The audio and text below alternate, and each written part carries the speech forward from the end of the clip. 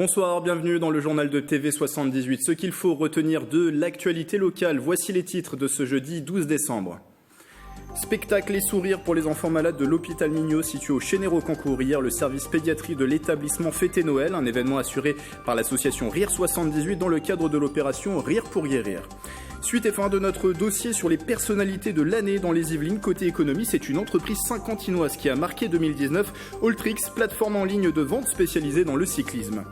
Enfin, la page municipale 2020 à la fin de cette édition. Il est le premier candidat officiellement déclaré à Coignères. Xavier Girard mènera une liste sans étiquette et citoyenne dans la commune qui a connu 3 maires depuis 2014. Et puis à suivre aussi la présentation d'une pièce de théâtre dans ce journal, Panique à l'hôtel Bricole, qui est jouée ce samedi à Ably.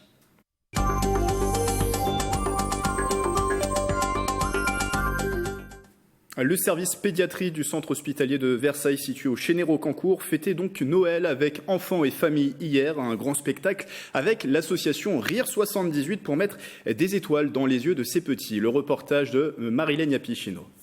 Tous les soirs c'est la corvée, tous les soirs faut se laver, tous les soirs c'est la même chose, est-ce qu'on pourrait faire une pause? Pascal Assis chante pour les enfants, 40 minutes où il les fait même participer. Ce que j'essaie de transmettre, c'est vraiment d'être à la maison. On fait un petit spectacle à la maison, que les enfants se sentent bien, que les enfants que je vais faire monter sur scène se sentent à l'aise aussi. Il a répondu à l'invitation de l'association Rire 78 et son opération Rire pour guérir. Tous les enfants suivis par le service pédiatrie ont été conviés avec leur famille pour ce moment festif. L'action Rire pour guérir, c'est pour aller vers les publics empêchés, qui peuvent être, comme ici, dans un hôpital, mais également maison de retraite ou IME, tous les endroits où les résidents n'ont pas accès à la culture. Donc on leur apporte une petite bulle, comme disait Pascal Assis, une petite bulle de bonheur avec de la musique ou de l'humour, voilà, et parfois aussi des ateliers. C'est une manière de leur dire qu'on se préoccupe d'eux dans leur ensemble, qu'on a à cœur que malgré la maladie, malgré les pathologies, ils aient une vie agréable, qu'ils aient les plaisirs de la vie comme les autres enfants. Une journée d'évasion et même de lumière pour Romane. C'était super chouette. Qu'est-ce que tu as préféré? J'ai préféré les danseuses. Tu sais faire la panthère en colère. Ah, bravo, oui. Les Blues Roses ont pris le relais avec une histoire de Père Noël déjanté. Il y avait un méchant Père Noël et un gentil Père Noël. Des spectacles comme ça pour les enfants, c'est super sympa. Ils oublient un petit peu la maladie, donc voilà. Merci à tous. Une journée terminée en beauté avec bien sûr l'arrivée du Père Noël en personne qui leur a distribué des cadeaux. Jusqu'à demain, c'est le CIMI, le salon de l'immobilier d'entreprise. 3 jours d'événements au Palais des Congrès à Paris. Saint-Quentin en Yvelines est présent sur ce rendez-vous et a reçu en plus un prix, celui de l'innovation urbaine, une récompense interdépartementale remise par les Yvelines et les Hauts-de-Seine. Cette distinction souligne le travail du territoire sur le déploiement numérique dans les structures scolaires. Le président de l'agglomération au micro de Michael Elmidoro.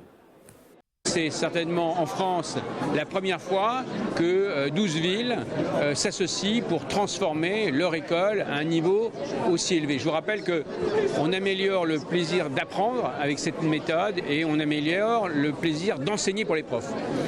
Et en fait, on augmente la confiance en soi des enfants, on augmente la créativité chez les enfants et leur autonomie.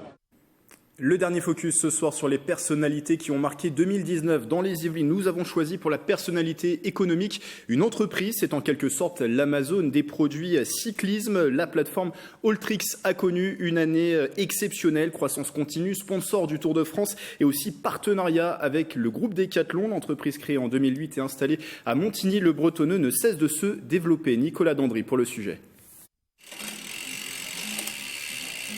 Ils ont choisi le meilleur braquet pour leur ascension économique. Avec 20% de croissance cette année, Alltrix signe encore de bons résultats. Sur sa plateforme de e-commerce et dans ses 3 magasins, 50 000 produits sont proposés à la vente. C'est le cas de l'établissement à Coignères, ouvert depuis 2015. On a une offre qui s'étoffe d'année en année, une clientèle qui devient de plus en plus exigeante sur les tout derniers produits. Nous, on arrive à avoir beaucoup de choix. On a notamment une grosse progression sur les ventes de vélos électriques. La réussite du magasin, il y a le choix, il y a la technicité et donc du coup tout le conseil qu'on peut apporter aux gens. Les gens en fait voient beaucoup de produits sur notre site et du coup se dirigent vers la boutique pour avoir des conseils. On a vraiment tout type de personnes. On a vraiment je dirais la ménagère de plus de 50 ans qui veut se remettre au sport et du coup qui s'achète un vélo électrique de ville, aux passionnés compétiteurs et du coup on a une grosse aussi clientèle de clubs de vélo de toute la région. Alltrix, une start-up créée en 2008, elle emploie plus de 150 collaborateurs. Cette année, l'Amazone Saint-Quentinois du vélo a ouvert son 3e magasin à Issy-les-Moulineaux au mois de mai. Puis en septembre, le géant du sport français Decathlon a racheté Alltrix, une acquisition bénéfique pour les deux sociétés. Aujourd'hui, pour Decathlon, ça permet justement d'avoir un vrai spécialiste vélo sur tout type de produits. Donc aujourd'hui, on n'hésite pas à rediriger les clients soit d'un côté, soit de l'autre. Aujourd'hui, Alltrix est le site leader en France sur la vente de vélos, running et outdoor en ligne. Et Decathlon est le leader mondial en magasin.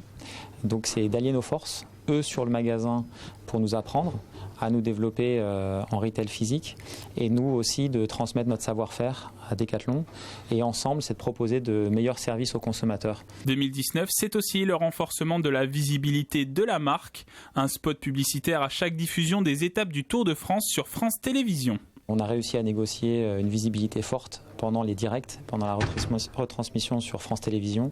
Donc ça nous a apporté beaucoup de retombées positives et un surcroît de trafic sur le site pendant la période du mois de juillet. Alltrix bascule déjà vers l'année 2020 avec des nouveaux projets, des nouveaux défis. On ouvre la vente d'occasion, de vélos d'occasion sur notre site internet depuis quelques semaines, c'est en ligne. 2020, c'est aussi l'international. On va continuer à développer notre présence en dehors des frontières en se focalisant sur l'Espagne, l'Italie et l'Allemagne. Le chiffre d'affaires en 2019 devrait atteindre les 80 millions d'euros. Objectif pour cette entreprise du e-commerce, maintenir le guidon dans cette direction pour 2020.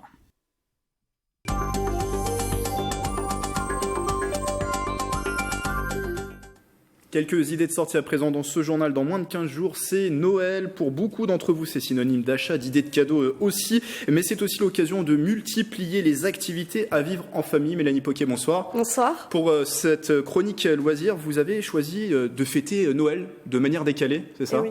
Vous en avez fait un avant-goût la semaine dernière avec votre invité Armelle Aubrier, mais depuis l'an dernier, la commanderie de Saint-Quentin-en-Yvelines propose un Noël décalé, des activités plutôt originales pour patienter avant les fêtes. Ce week-end, vous pourrez notamment participer à des ateliers de cuisine. Non, j'ai pas fourché. Charlotte Blondel, professeure, vous fait découvrir une cuisine 100% végétale et surtout une cuisine 100% crue. On fait patienter les gens, on fait patienter les enfants aussi avant Noël. On a plein d'ateliers aussi pour offrir des cadeaux, pour se faire plaisir, mais différemment.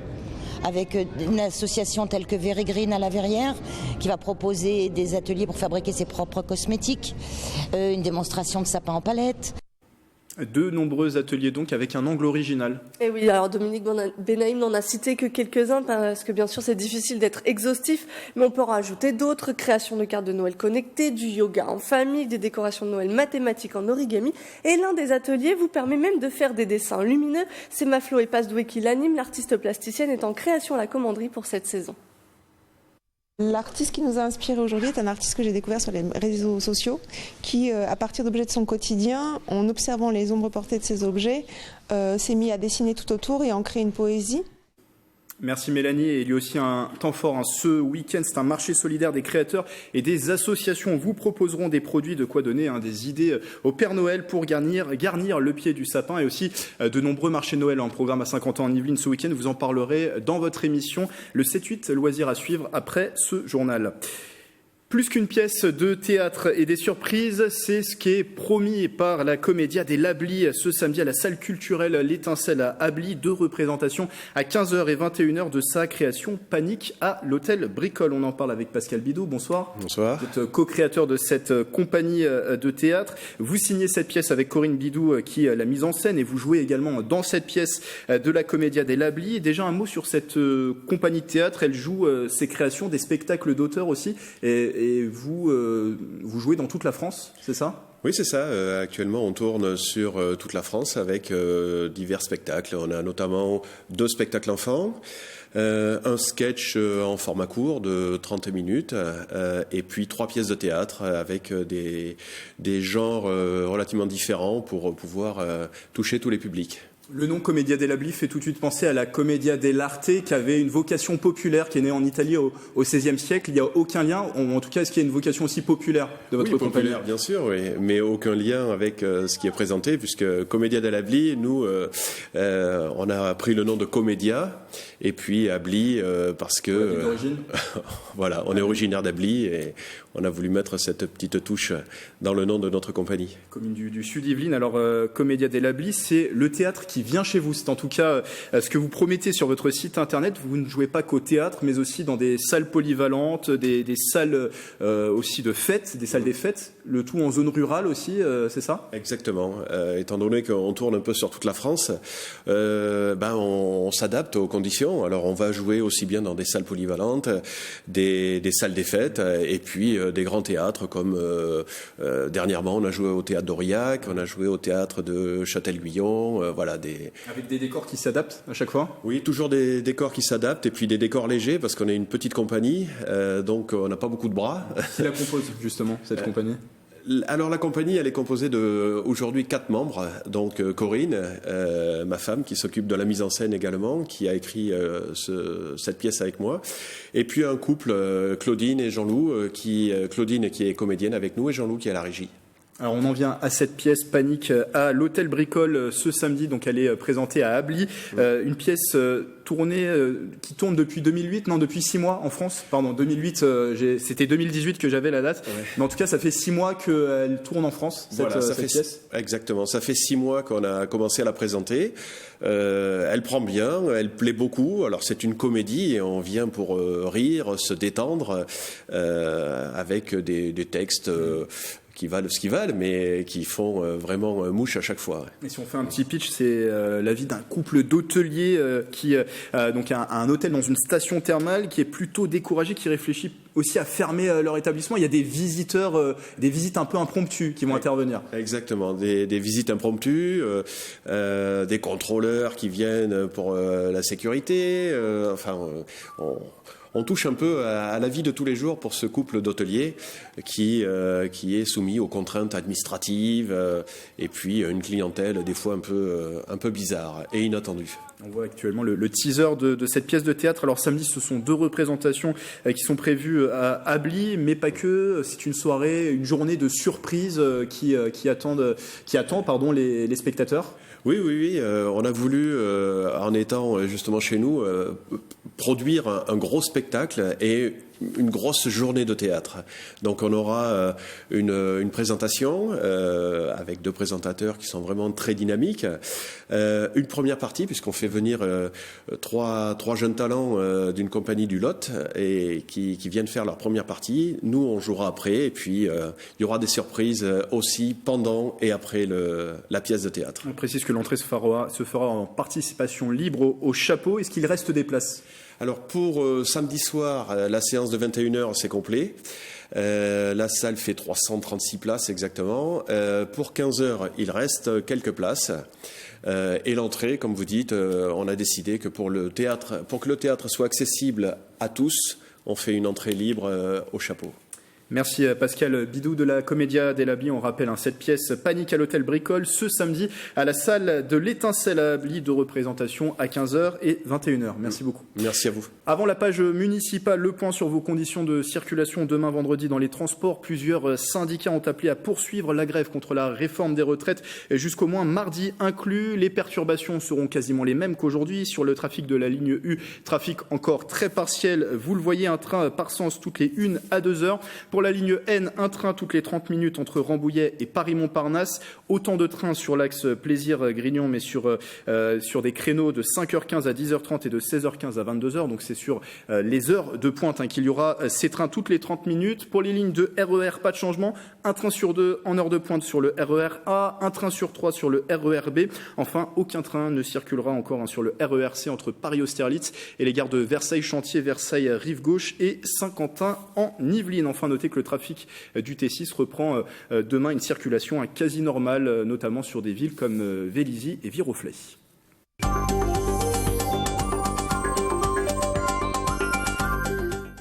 La fin de cette édition dédiée aux élections municipales, scrutin au programme les 15 et 22 mars prochains. Cette information est désormais officielle au Mureaux. Le maire d'Hiver Gauche, François Garès, sera bien candidat pour un 4e mandat. En cas de nouvelle élection, ce sera le dernier, a affirmé l'élu de 70 ans. François Garès souhaite impulser et continuer de grands projets, le plan Cœur de Ville, arrivée du RER-E Éole et également la rénovation urbaine. Face à lui, il y aura notamment Hervé Rioux, président du Cercle Aquasport, qui conduira une liste sans étiquette. L'Union des démocrates musulmans français a également prévu d'investir un candidat dans la ville.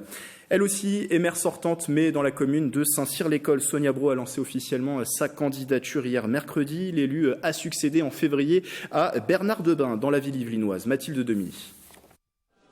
Avec sa liste Saint-Cyr au cœur 2020, Sonia Brault lance sa campagne pour les municipales 2020. La proximité et l'échange avec les nouveaux habitants, c'est ce que veut la maire pour sa liste d'hiver droite. On a passé les 2 derniers mandats à construire les équipements qui étaient nécessaires pour accueillir une nouvelle population. Cette nouvelle population, elle nous a été imposée à la fois par la demande de densification de l'État sur les villes de deuxième couronne et la vente des terrains de l'État sur la ZAC Charles Renard. Les habitants de Saint-Cyr sont venus soutenir leur maire tout en espérant que son programme réponde à la demande des nouveaux arrivants de la ville. Qu'elle soit à l'écoute des Saint-Cyriens, qu'elle propose des innovations dans la vie quotidienne, dans les rapports avec les services publics, avec l'urbanisme, avec la circulation, avec le cadre de vie. Donc on attend vraiment tout ça de la candidature de Sonia Brault. Pour Sonia Brault, qui occupe la mairie depuis le début de l'année, Saint-Cyr doit se développer pour devenir une ville touristique et non une ville de transition entre foyer et travail. J'ai envie qu'on ait du commerce de proximité, j'ai envie qu'on ait envie de se balader dans nos rues, qu'on ait envie d'aller admirer nos sites historiques, puisque Saint-Cyr est quand même aux portes de Versailles et a quand même de gros atouts.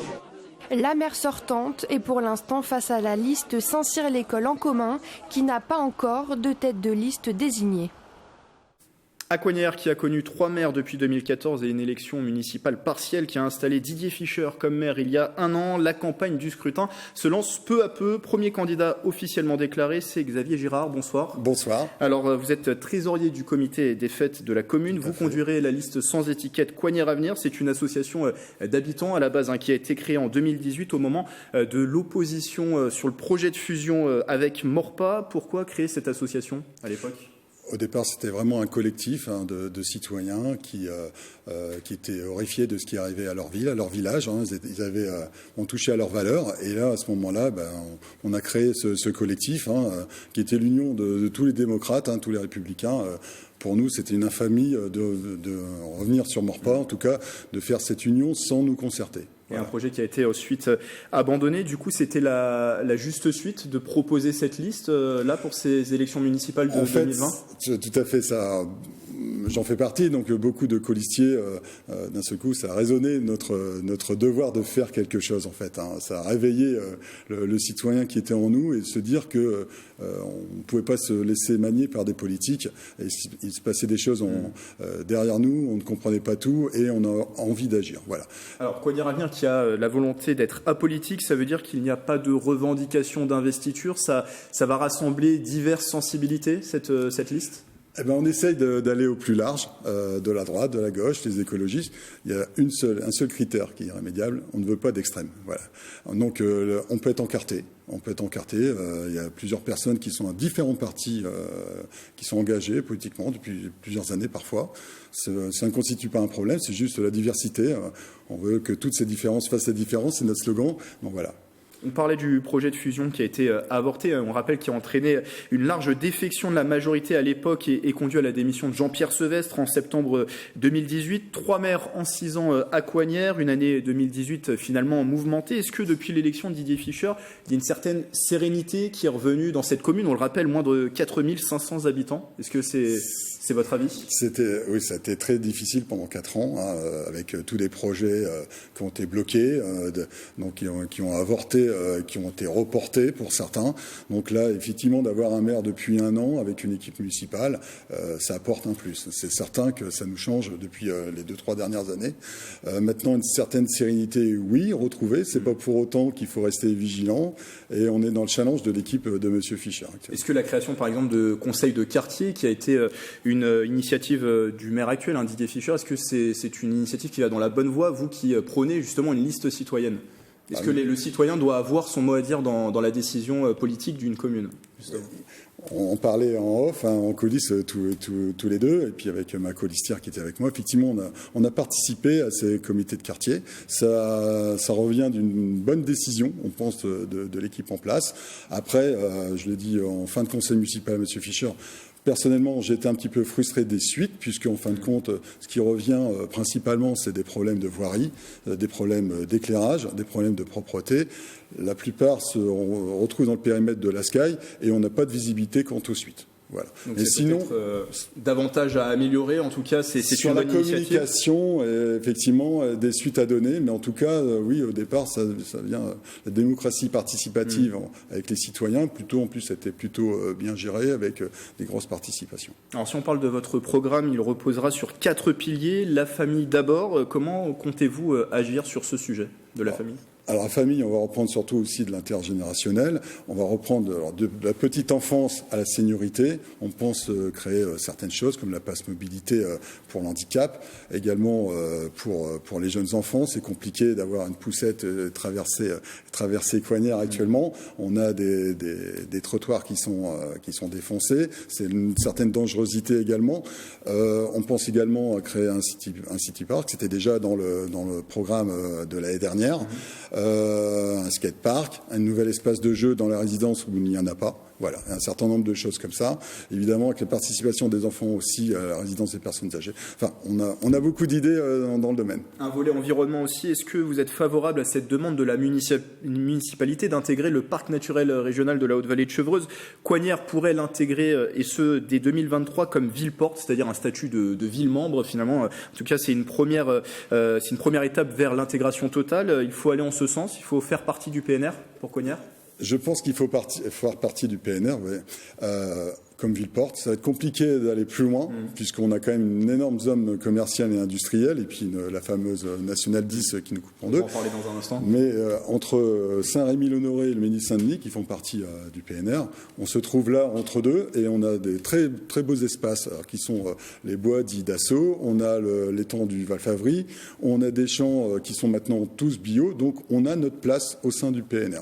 Voilà. Un volet sécurité aussi. Alors la majorité actuelle est revenue sur la police intercommunale qui avait été créée sous la majorité de Jean-Pierre Sevestre, une police intercommunale avec Maurepas. Est-ce que c'était une mauvaise décision? Est-ce qu'il fallait la conserver, cette police intercommunale? Je vous dirais qu'au départ, je trouvais que c'était une bonne décision. Le fait qu'on ait une police intercommunale, parce que ça permettait de mutualiser les moyens, donc, et notamment avec une présence le samedi. Maintenant qu'on a une police qui est revenue dans notre giron, on a des plannings évidemment plus étroits. La municipalité actuelle a voulu se doter d'une police plus importante. On passait de 7 fonctionnaires à 12 fonctionnaires, en tout cas sur la liste des effectifs. Ça peut permettre de faire des choses intéressantes. Maintenant, c'est pas encore réellement en place. On n'a pas encore les effectifs, on n'a pas encore de retour. Mais par contre, oui, effectivement, le fait d'avoir 12 fonctionnaires, ça permettrait de faire des actions pédagogiques et pas que de la répression. Et ça pourrait être intéressant. Et idem pour les pompiers. On a 2 pompiers dans la liste, ils sont assez connus là-dessus pour leurs actions. On pourrait faire des actions, notamment au sein des écoles. Alors enfin, le dernier volet, c'est l'économie. Coignères est faite également de zones commerciales, les portes de Chevreuse, Forum Gibet et Paris-Ouest, qui est limitrophe, qui est situé sur la commune de Maurepas. 50 ans en Yvelines a lancé une réflexion autour de cette zone commerciale vieillissante. Est-ce qu'il faut aller en ce sens? Est-ce qu'il faut réfléchir à une nouvelle stratégie pour cette zone commerciale? C'est connu de tout le monde, c'est que le modèle actuel arrive en fin de vie. Le modèle commercial actuel, il arrive en fin de vie. Donc on a des grands espaces qui vont petit à petit être des friches. Ça commence déjà. Donc il faut réadapter l'ensemble des espaces. Et notamment, il n'y a pas que ça, il y a également les petits commerces constituent un vrai souci sur Coignères. On a beaucoup de grandes surfaces. On a 3 gros porteurs d'ailleurs qui se portent pas très bien. Et on a besoin d'un espace commerce au sein du village. Donc on pense également à créer au cœur du village un espace qui permet de redynamiser le village qui commence à être un peu vieillissant, avec des résidences qui sont nées entre les années 80 et 90. Sur ce sujet, par exemple, des zones commerciales, ça implique un travail forcément avec l'agglomération de Saint-Quentin-en-Yvelines. Est-ce qu'il faut renforcer les liens avec l'agglomération? Quelle est votre position? C'est juste nécessaire. Clairement, ils ont vraiment les cartes en main. Comme vous savez, dans une commune, plus de 50%, on revient maintenant du périmètre de la communauté d'agglo. Et ces surfaces commerciales, vu la surface que ça représente à Coignères, c'est juste nécessaire, indispensable de travailler avec les instances de l'agglo. Sur des sujets comme le carrefour de la Malmedonne, il y a une concertation publique qui est en cours actuellement, peut-être aussi sur une requalification de la Nationale 10. On sait que le maire actuel souhaiterait un enfouissement comme c'est en projet à Trappes. Il faut travailler sur ce genre de projet? Oui, alors pour la Malmedonne, j'aurai le plaisir d'y aller tout à l'heure pour la réunion de clôture. Effectivement, il faut redéfinir la Nationale 10 en tant que telle. Elle nous coupe la ville en deux. Il y a un gros projet sur le quartier de la Gare, une redéfinition. Ça peut être l'objet de le faire un enfouissement et puis le fait de faire des voies pédestres ou cyclistes qui nous permettent d'aller d'un quartier à l'autre, effectivement. Un dernier mot, il nous reste à peu près 20 secondes. Les prochains rendez-vous, est-ce que vous avez des rendez-vous, des réunions publiques? En janvier, on va faire 2 ateliers participatifs sur nos thèmes. On a déjà un certain nombre d'idées, on va les challenger vis-à-vis des citoyens et puis effectivement des réunions publiques au mois de mars avant les élections. C'est prévu. Merci Xavier Girard, tête de liste de Coignères Avenir, et je précise que vous êtes donc le premier candidat déclaré officiellement dans cette commune où le maire sortant Didier Fischer devrait être également en lice pour un nouveau mandat. Voilà, c'est la fin de ce journal. Merci de l'avoir suivi. Belle soirée à tous sur TV 78.